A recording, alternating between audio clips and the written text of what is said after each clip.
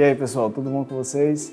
Bem, na aula de hoje a gente vai começar a falar, entrar na seção 10.2, que é sobre integral de rima. A seção é sobre integral de rima, mas hoje a gente vai falar sobre partição do intervalo e também sobre somas inferiores, somas superiores de uma função e, por fim, definir o que é integral inferior e integral superior de uma função. Isso tudo para preparar o nosso caminho, né? Preparar o terreno para a gente poder definir o que é uma função integrável e daí sair demonstrando os principais resultados da integração. Tá bom, pessoal? Então, vamos lá.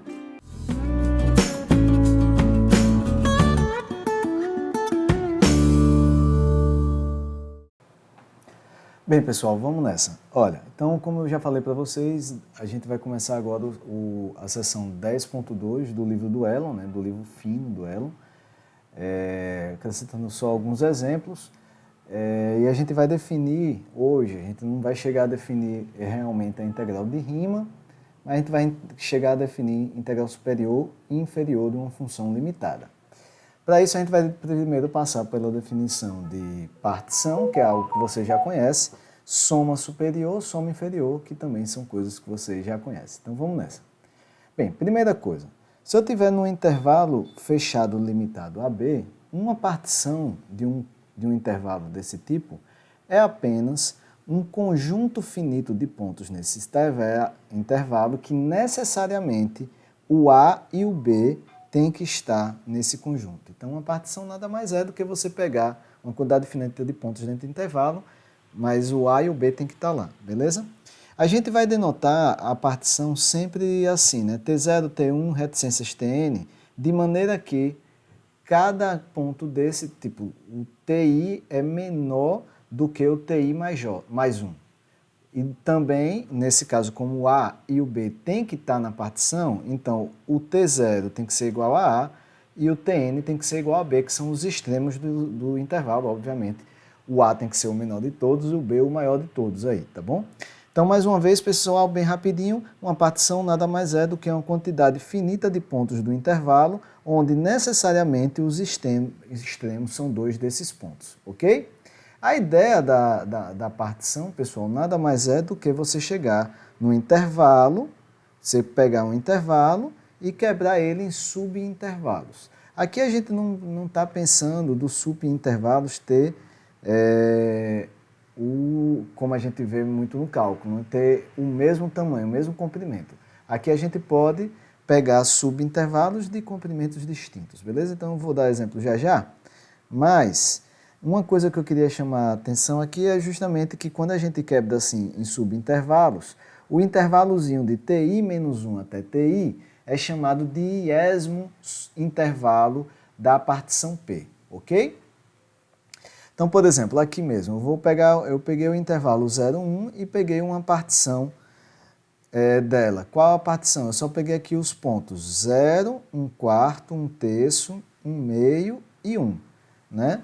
Então, esse é um conjunto que tem 5 pontos, todos eles estão no intervalo fechado de 0 até 1. O 0 está aí, o 1 está aí, então isso é uma partição. Mais uma vez, a ideia geométrica da partição é eu quebrar um intervalo fechado em subintervalos menores, uma quantidade finita de subintervalos. A ideia geométrica é essa.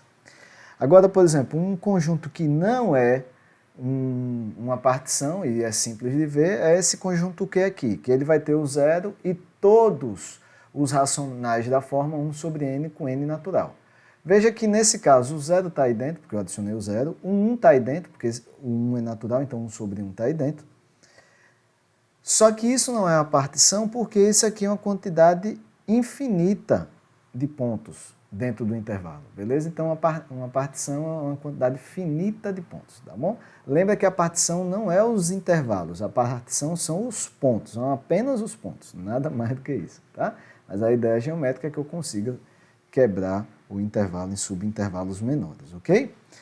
Uma definição aqui que vai ser importante para a gente é quando uma partição refina a outra. Quando é que uma partição refina a outra, né? Então, sejam P e Q duas partições. Eu digo que Q refina P ou que Q é um refinamento de P quando a partição P está contida na Q. Veja que P é a menor, Q é a maior, então Q refina P. E a ideia geométrica disso é simples, veja. Por exemplo, vamos pensar num P dessa forma. Poderia ter pego igual do exemplo anterior, né? Mas é a vida. Vamos pegar o P dessa forma aqui. 0, 1/3, 1/2 e 1. Então, essa é a partição P. Aí nela eu acrescentei 2 pontos. Nela eu acrescentei 2 pontos, 1/4 e 1/5. Essa partição Q é um refinamento da partição P. Tá? Então a ideia do refinamento é realmente eu quebrar. Já tinha uma partição e em cima dela eu acrescento pontos, beleza? Bem, e aí uma coisa que a gente vai precisar, um exemplo bastante simples, é o seguinte: se P e Q são partições de um mesmo intervalo AB, naturalmente a união dessas duas é uma partição também, porque vai ser um conjunto finito, porque a união de dois finitos é finito, e certamente vai ter A e B, porque tanto P1 quanto P2 tem A e B. Isso é uma coisa interessante porque essa partição, que é a união dessas duas primeiras, ela obviamente contém as duas. Então, obviamente, ela é um refinamento das duas simultaneamente. Isso vai ser importante para a gente, para um resultado que a gente vai ver já já, beleza? Então, pegue duas partições, una as duas, o resultado é um refinamento simultâneo das duas partições que você tinha inicialmente, beleza? Bem, vamos fazer aqui umas notações para a gente facilitar nas contas que vai aparecer depois, beleza? Vamos considerar a f uma função limitada. Então aqui a gente só vai trabalhar com função limitada. Por enquanto, só função limitada. Quando eu vou definir integral nesse momento é de função limitada. De função ilimitada aí é uma definição de integral imprópria, a gente só vai ver lá para frente. Então nesse momento a gente vai supor sempre que a f é uma função limitada de um intervalo fechado limitado a B em R, tá bom? E eu vou denotar por M minúsculo o ínfimo da função f e por M maiúsculo o supremo da função f. Lembrando que a gente já viu essa definição, o ínfimo da função nada mais é do que o ínfimo da sua imagem, o supremo da função nada mais é do que o supremo da sua imagem, beleza? Dado uma partição P do intervalo AB, como eu já falei para vocês, uma partição naturalmente divide o intervalo em intervalozinhos menores. E aí a gente chama de iésimo intervalo, como eu já falei antes, só voltando aqui, eu peço desculpa se ficar confuso, a gente chama de iésimo intervalo da partição, esse intervalozinho de TI menos 1 até TI, beleza? E aí a gente vai denotar por MI, minúsculo, M minúsculo I, o ínfimo da F nesse iésimo intervalo. Da mesma forma, eu vou denotar por M maiúsculo I como o supremo da F no iésimo intervalo. Por fim, eu vou denotar por WI a oscilação de F no iésimo intervalo. A gente já falou de oscilação, nem botei aqui. No terceiro lema a gente falou de oscilação da função, isso geral, né? Que tá aqui, está definido aqui, a gente falou dele, só que aqui era da função geral. Então, o WI nada mais é do que a oscilação da F no iésimo intervalo da partição, isto é você pegar o supremo da F naquele iésimo intervalo menos o ínfimo da F naquele intervalo, daquele iésimo intervalo. Uma coisa, pessoal, que eu vou precisar já, e eu pulei aqui, é o seguinte: se P é uma partição, não é difícil perceber que, olha, quando eu somo todos os comprimentos dos subintervalos, olha, aqui é o somatório de I1 até N de quem? TI menos TI menos 1. Quem é TI menos TI menos 1? É o comprimento do iésimo intervalo. É óbvio que se eu tenho uma partição e eu somar o comprimento de todos os subintervalos ali, eu vou chegar em quê? No comprimento do intervalo todo. Para demonstrar isso é bastante simples, porque essa soma é assim, T1 menos T0, depois T2 menos T1. É óbvio que aqui eu tenho um T1 positivo e aqui eu estou subtraindo ele. O T2 está aqui positivo, mas no próximo vai ser T3 menos T2, então eu vou cortar T2 com T2. E assim vai. Até que eu vou chegar no último, aqui eu teria um Tn menos 1 menos Tn menos 2, aí o Tn menos 1 vai cortar com esse menos Tn menos 1, e sobra no final de tudo o quê? Tn menos T0. Lembrando que o Tn é B e o T0 é A. Então, tá, lembra esse somatório aqui de Ti menos 1, para ir variando de 1 até N, dá B menos A. Geometricamente é fácil de perceber. somar todos os comprimentos dos intervalozinhos dá o comprimento do intervalozão, beleza? Do intervalozão, beleza? É porque a câmera tá aqui me deslocando, tá? Então, voltando para cá, pessoal, eu vou agora definir o que a gente, na verdade, já conhece como a soma superior e soma inferior de F em relação à partição P, tá? Então, o que é a soma inferior de F em relação à partição P, beleza? Nada mais é do que fazer o somatório de todos os MIs, onde MI é o ínfimo da função no iésimo intervalo, vezes o comprimento do iésimo intervalo e somar todos esses produtos. Isso aqui nada mais é, se a gente pensa geometricamente, do que somar todos os retângulos que estão por baixo, seria por baixo, tá? Então isso aqui seria M1 T1 menos T0, M2 mais M2 T2 menos T1, mais M3 T3 menos T2, até o último MN Tn menos Tn menos 1, beleza? Então se a gente tiver uma função tudo bonitinho ali, positiva, contínua, eu vou dar aqui o exemplo geométrico, isso aqui vai ser as áreas dos retângulos e eu estou somando todos eles. Isso aqui vai estar menor do que o que a gente vai ver aqui, que seria a soma superior. A soma superior ao invés de eu pegar os ínfimos em cada subintervalo, eu vou pegar os supremos e fazer esse mesmo produto. Então, da mesma forma, geometricamente, eu tenho uma ideia aí de áreas de um retângulo. Então, deixa eu botar aqui para vocês verem.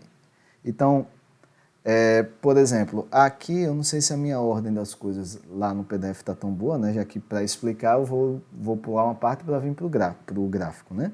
Então, por exemplo, aqui eu estou com uma função contínua positiva. E aí o que acontece? O que a gente fez aqui, eu peguei um intervalo de 2 até 10 e particionei ele do jeito mais simples, peguei só os inteiros, tá? Não precisava ter os retângulos iguais, tá? É porque, na verdade, não fui eu que fiz isso, eu fiz no GeoGebra que já tem o comando de soma inferior. Então, eu não fui ter o trabalho, beleza? E aí ele já divide a soma inferior, tanto superior no GeoGebra, que nem no cálculo. Ele divide a partição com intervalos de mesmo comprimento, beleza? Mas não precisava ter, é isso que eu estou dizendo. O nosso conceito não precisa ter, os intervalos ter o mesmo comprimento. Então, eu peguei aqui dessa maneira, só para a gente ter ideia. Isso aqui seria, por exemplo, olha, aqui seria o T0, aqui seria o T1. Esse comprimento é o comprimento T1 menos T0. O ínfimo da função nesse ponto está encontrado aqui, nesse intervalozinho ela é decrescente, é encontrado aqui. Então, o que seria M1 vezes T1 menos T0? M1 vezes T1 menos T0, o que eu estou dizendo é M1 T1 menos T0. Isso é só a área desse primeiro retângulo. Depois, quem seria M2 T2 menos T1? Isso seria a área desse retângulo. Veja que esse retângulo, nesse caso que a função é positiva, ela está abaixo do gráfico, tá? A soma inferior nada mais é do que você somar todas as áreas desses retângulos, beleza? Que está sempre por baixo do gráfico, beleza? Já a soma superior ao invés de... Olha, eu estou com o mesmo intervalozinho. O ínfimo estava aqui embaixo, o sup está lá em cima. Então, ao invés de eu calcular a área com o ínfimo, a altura sendo o ínfimo, eu vou pegar a altura do retângulo sendo o sup. E aí eu faço a mesma coisa. Em cada retângulo, em cada intervalo, eu pego o sup da função, sup, beleza? Quando eu somo todas essas áreas, então isso aqui dá a soma superior de F em relação a essa partição. Obviamente, se eu mudar a partição, eu mudo tudo. Bem, eu acho que você já sabe disso do cálculo, mas, por exemplo, aqui embaixo, pessoal, não sei se vocês estão vendo aqui embaixo, está só uma bolinha, minha seta está só uma bolinha, tá? Aqui embaixo está o valor da S, que seria a soma inferior, beleza? Aqui o GeoGebra, ele não está fazendo refinamento da partição não, porque ele está pegando partições com comprimentos iguais, então não é um refinamento. A soma inferior, com certeza, depende da partição que eu escolhi, beleza? Se eu mudar a partição, eu mudo a... Se eu mudar a partição, eu mudo a soma inferior. Da mesma forma, o GeoGebra tem um comando para isso, tá? Para quem for ensinar cálculo. Da mesma forma, se eu mudar a partição, eu mudo a soma superior, tá certo? Então, à medida que eu mudo a partição, aqui eu tenho uma partição.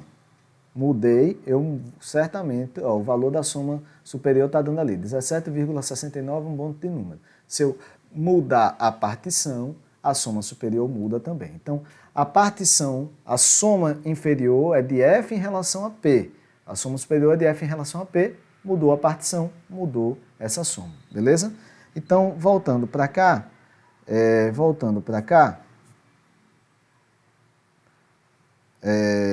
depois eu apago aqui e ajeito tudo. Voltando para cá, pessoal, é claro que o ínfimo desse iésimo intervalo, da f nesse iésimo intervalozinho, é maior ou igual do que o ínfimo da função em todo intervalo. Mas isso não é tão difícil de perceber, né? Você pegar o ínfimo da função no intervalo completo AB, com certeza isso vai ser menor ou igual do que o ínfimo da função naquele iésimozinho intervalo, beleza? E é claro que cada ínfimo em um subintervalo é menor ou igual do que cada supremo no subintervalo. Da mesma forma, o supremo da f no subintervalo vai ser menor ou igual do que o supremo da f no intervalo inteiro, beleza? Então isso aqui vale, pessoal, independente da partição e independente do i. M, que é o ínfimo da função em todo intervalo, é menor ou igual que o mi para qualquer i, que é menor ou igual do que o m maiúsculo i, que é menor ou igual do que o m maiúsculo só, que é o sup da função no intervalo inteiro, beleza? Então, como essas relações valem, o que é que acontece? Se eu multiplico cada um desses termos por ti menos 1 e depois somo tudo, dessas de cima, eu concluo que... E aí, pessoal? Bem, travou aqui, tá? Então, continuando aqui, pessoal. Veja, então, quando eu multiplico nessa desigualdade ti menos 1 e somo para todo i, o que acontece? Do lado de cá, eu vou ter o somatório de m, ti menos 1, com i variando de 1 até n, e aí segue, beleza? O que é que acontece? Esse primeiro m aqui não depende de i, e o somatório é um somatório em i. Então, obviamente, eu posso pegar esse m e puxar para fora, beleza? E aí eu vou chegar em quê? Eu vou chegar em m, que não depende de i, vezes esse somatório aqui, que é o somatório de todos os comprimentos do subintervalo, de todos os subintervalos, beleza? Esse daqui do m, por definição, é a soma inferior de f em relação à partição p. Esse é a soma de f, soma superior de f em relação à partição p. Por último, mesmo o argumento do anterior, esse m grande não depende do i, então posso puxar para ele para fora multiplicando, lembrando mais uma vez que esse daqui é o somatório de todos os comprimentozinhos dos intervalos i's. Quando eu pego todos os comprimentos e somo, eu chego no comprimento do intervalo grande, que é o b menos a, beleza? Então, no final de tudo, eu posso concluir o quê? Que b menos a vezes o ínfimo, que é o m minúsculo, é menor ou igual do que qualquer soma inferior, que é menor ou igual do que a soma superior, só que aqui preste atenção, pessoal, que por enquanto, aqui é a mesma partição, tá? Por enquanto, a gente vai provar uma coisa mais geral. Aqui é a mesma partição. Então, m vezes b menos a é menor ou igual do que a soma inferior de f em relação à partição p, que é menor ou igual que a soma superior de f em relação à mesma partição p, que é menor ou igual do que o sup vezes b menos a. Mais uma vez, a gente depois vai provar depois que aqui poderiam ser partições diferentes, mas isso é um resultado que a gente vai demonstrar ainda, já, tá? Agora, o que é que isso significa para mim? Se vocês pararem para ver...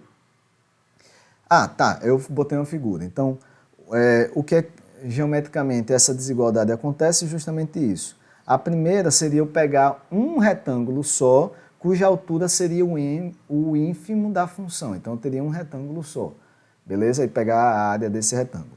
Já a área porque a função é positiva, tá, pessoal? Então, eu peço desculpa aqui, toda vez que eu falo de área, porque eu estou no meu exemplo aí, a função é positiva, beleza?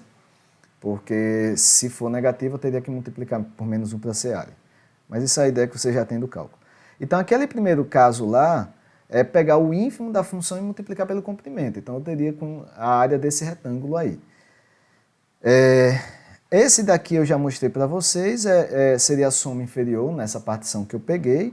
Aqui a soma superior, obviamente que a soma inferior é menor ou igual do que a soma superior, beleza? Nesse caso é menor, né, nesse meu exemplo. E por último, aquele m grande vezes b menos a é pegar um retângulo só que pegando o supremo da função. E aí fica um retângulozão só, contendo todo mundo, beleza? E aí é isso que, geometricamente, essa equação 3, que eu botei aqui, enumerei como equação 3, essa daqui, né, tá me dizendo, beleza? Só que tem uma coisa importante, embora seja uma equação muito simples, né, a maioria dos livros já diz, olha, o Elon mesmo diz, olha, é evidente que isso aí é verdade. Realmente é evidente, mas, veja, ela traz uma consequência bastante interessante. O conjunto das somas inferiores de f, porque, veja, essa desigualdade vale para toda a partição P. Esse número da direita e esse número da esquerda não dependem de P, beleza? Então, obviamente que toda soma superior e toda soma inferior da F está limitada por esse número aqui por baixo e por esse número aqui por cima. Então, quando eu pego o conjunto de todas as somas superiores da F e o conjunto de todas as somas inferiores da F, esses conjuntos são limitados. Em R é completo, eu posso pegar tanto o supremo quanto o ínfimo. E aí onde está? O supremo de todas as somas inferiores, a gente vai chamar de integral inferior de f. Enquanto o ínfimo de todas as somas superiores, a gente vai chamar de integral superior de f. Por que eu estou pegando o ínfimo das somas superiores? Porque, obviamente, na soma superior está sobrando. Eu estou querendo que ela se aproxime do que seria a integral, que tem uma ideia aí, numa função contínua positiva, de área. Beleza? Então, o ínfimo da soma superior é a integral superior e o sup das somas inferiores é a integral inferior. Esse conceito de integral superior e integral inferior, em geral, a gente não vê no cálculo. Se alguém aí viu no cálculo, me fala, por favor. Eu não vi. Não tenho visto nos livros, mas por um motivo simples. No cálculo, a gente vai estar lá no melhor dos mundos. A gente sempre vai estar com funções integráveis. A gente vai definir já, no próximo vídeo, provavelmente, o que é uma função integrável. Uma função é integrável quando esses dois valores, que seria a integral inferior e a integral superior, são iguais. Então, se esses dois forem iguais, aí a gente diz que a função é integrável. Se os dois forem diferentes, a gente diz que a função é diferente. Toda função contínua é integrável, a gente vai provar vídeos mais à frente. E aí o que acontece? Lá no cálculo a gente vai estar com o conceito realmente de integral, de função integrável. E aí a gente não vê lá essa coisa de integral superior e inferior. Por causa disso eu vou apresentar para vocês um exemplo. Ah, só uma coisa, tá, pessoal? Aqui a anotação eu usei igual a duelo para ficar mais curta. Só que eu pensei, será que a galera vai ter dificuldade? O que é a integral inferior? É o supremo das somas inferiores da f. Supremo em que sentido? Eu estou fazendo aqui as partições variarem. Então, essa é uma anotação que é uma anotação curta, é boa porque você escreve rápido. Mas assim, de uma maneira mais específica, a integral inferior é o supremo do conjunto de todas as somas inferiores de f, tal que P é uma partição. Então, eu pego todas as partições, aí pego todas as somas inferiores de f em relação a todas as partições possíveis. Esse conjunto de somas inferiores de f é limitado superiormente e inferiormente, então existe um sup, e esse sup eu chamo de integral inferior. Da mesma forma, o conjunto de todas as somas superiores de f, tal que P é uma partição, ele é limitado superior e inferiormente, logo existe um ínfimo, e esse ínfimo é chamado de integral superior de f. Então, eu vou dar essa observação é só o que eu falei nesse instante, que geralmente no cálculo a gente já está trabalhando lá no caso da função integrável, esse conceito de integral superior e inferior geralmente não aparece lá no cálculo, tá, pessoal? Então, eu vou dar aqui um exemplo da função de Dirichlet, que eu acho que a maioria de vocês já conhece, talvez não por nome, mas que é uma função que vai aparecer para a gente aqui várias vezes não, mas pelo menos mais algumas vezes, tá? Porque ela justamente é uma função, ela é descontínua, pessoal, em todos os pontos. Aqui eu estou definindo ela no intervalo de 0 até 1. Você pode pegar qualquer intervalo, beleza? Qualquer intervalo. essa função de Dirichlet é a função que vale 0 se o x for racional e vale 1 se o x for irracional, beleza? Isso aqui eu estou no intervalo de 0 até 1, beleza? Se vocês quiserem, eu posso botar aqui só para vocês lembrarem, porque eu estou no intervalo, beleza? Mas eu acho que dá para entender, né? Então, ela vale 0 se o x for um racional dentro do intervalo, e ela vale 1 se o x for irracional dentro desse intervalo. Não é assunto aqui falar de continuidade, mas essa função é descontínua em todos os pontos. É fácil provar isso através de sequências, por exemplo. Deve ter isso em algum vídeo anterior. Já tem muito tempo que eu gravei os vídeos de análise, eu nem me lembro direito o que é que tem nos vídeos. Mas a gente vai provar aqui que a integral superior dessa função é diferente da integral inferior, beleza? E no conceito que a gente vai ver na próxima aula, essa função não vai ser integrável, porque é integrável quando a integral superior é igual à integral inferior. Então veja, como todo intervalo não degenerado, a gente sabe que contém tanto números racionais quanto os irracionais. Tanto que quanto os irracionais são densos em R. Beleza? Então pegou um intervalozinho qualquer não degenerado, vai ter algum racional e algum irracional lá. Então, obviamente, quando eu pegar o ínfimo da f e algum intervalozinho, esse ínfimo não tem para onde correr, vai ser o 0. Já o supremo da f em qualquer subintervalozinho vai ser o 1. Beleza? Então, em todo intervalo, o m pequeno i é 0 e o m grande i é 0. Aí, quando eu faço aquela soma superior e inferior, o que é que vai acontecer? Toda soma superior vai dar 0. Toda soma inferior vai dar 0. Toda soma superior vai dar 1 vezes o comprimento do intervalo. Nesse caso, eu peguei o intervalo de 0 até 1, então vai dar 1. Beleza? Então, todas as somas inferiores de f, nesse caso, dá 0. Todas as somas superiores de f, nesse caso, dá 1. Então, obviamente, o supremo das somas inferiores é 0. Então, a integral inferior da f é 0. Já a integral superior da f é 1. Então, nesse caso, a integral inferior da f é diferente da integral superior. No próximo vídeo, a gente vai ver que esse é o primeiro exemplo de uma função que não é integrável. Tá bom, pessoal? Então, mais uma vez, geralmente eu não costumava fazer isso, mas por questão do algoritmo, dá uma curtida aí no vídeo, comenta e, se possível, compartilha com seus colegas de turma. Tá bom, pessoal? Valeu e até a próxima.